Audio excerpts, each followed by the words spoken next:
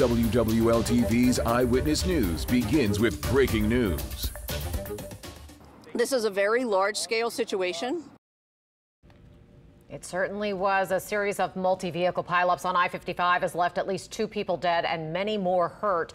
Right now, first responders are still working to get vehicles and people off of that bridge. And we do have some new photos of the crash site tonight from state police showing the 3 massive pileups that happened on Interstate 55. The crashes started right about 9 o'clock tonight, and tonight I-55 is still closed as crews try to clean up all the damaged vehicles and debris. Now, they're also going to have to inspect the elevated interstate, that is to make sure that it wasn't damaged by the cars that caught on fire. We start tonight with Lily Cummings. She joins us now live from the scene of one of the pileups. Katie, Charisse, Louisiana State Police are leading this investigation. They've been out here all day, as well as other agencies, trying to clear this bridge. I have to say it looks much better than it did earlier today. They've worked hard to get people and vehicles off of it.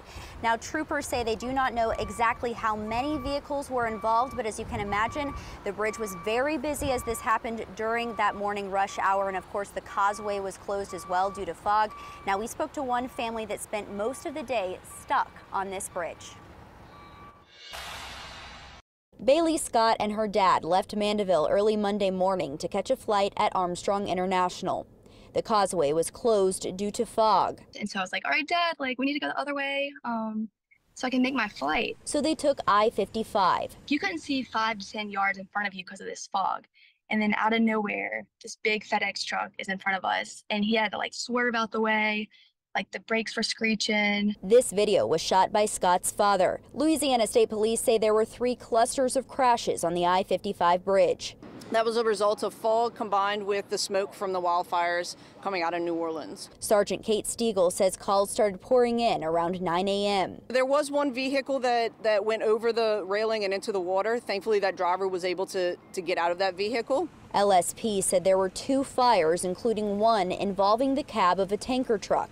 It's unknown what material it was hauling. But I do know that it was not a material that was hazardous to the air.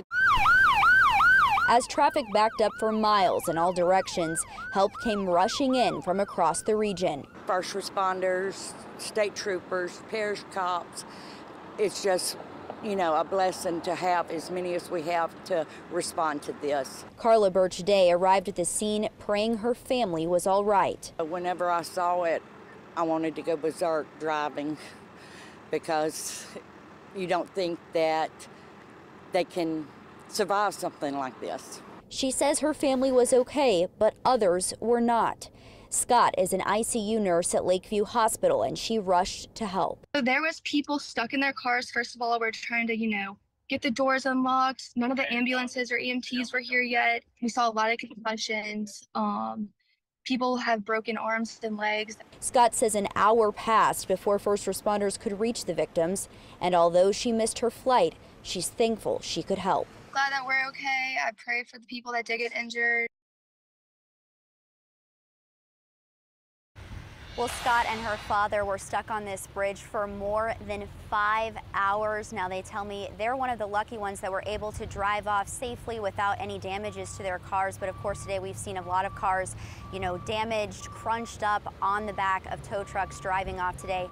Now, DOTD does say that the bridge behind me will be closed until further notice. Again, they need to make those bridge inspections, as you mentioned earlier, before they can reopen it. Reporting live, Lily Cummings, Eyewitness News. All right, so definitely find a new route tomorrow. Thank you, Lily. And that thick fog is expected to be an issue again tomorrow. This time of year, fog is more likely. When the wind is right and the fog combines with smoke from those wildfires that we have been seeing, it gets even worse, becoming something known really as a super fog. Chief Meteorologist Chris Franklin explains why that makes such a dangerous combination. And Chris, how long could it continue? This is going to be an issue probably for the rest of the week and into the weekend. At least the fog and with the continued wildfires, it is always going to be an issue.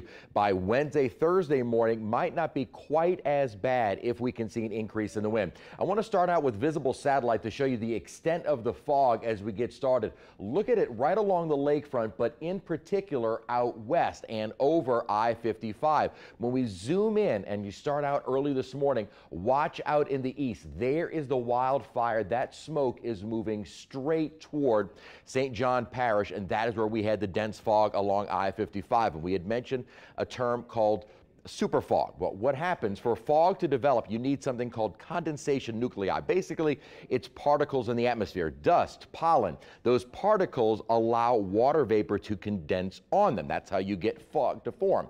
Now, in smoke, you get far more of those particles, and so with more particles, the fog tends to be far denser, and usually visibilities are limited to down to about 10 feet within what is considered a super fog. That will be the issue because of the ongoing fires for the next several mornings. What might help us out is an increase in wind for Wednesday and Thursday morning. We'll talk more about that and when we could finally see some changes coming in a few minutes. Chris, there is some good news tonight, though, as far as traffic goes. I-10 over the Bonnie Carey Spillway has been closed much of the day. It reopened to traffic in both directions just a couple of hours ago. Well, one way to stay safe if you have to drive in the fog is to give yourself a little extra time and take it very slow. You can actually get ticketed for driving the speed limit in thick fog. That's because speed limits are for ideal conditions, and obviously heavy fog is not an ideal condition. Now, you should also have your headlights on. Don't expect the automatic settings to do that for you. So if the fog is thick, make sure to switch your headlights to on. And before you hit the road, you can check the 511 app from Louisiana State Police for the latest roadway conditions. You can also call 511 from the cell phone for details.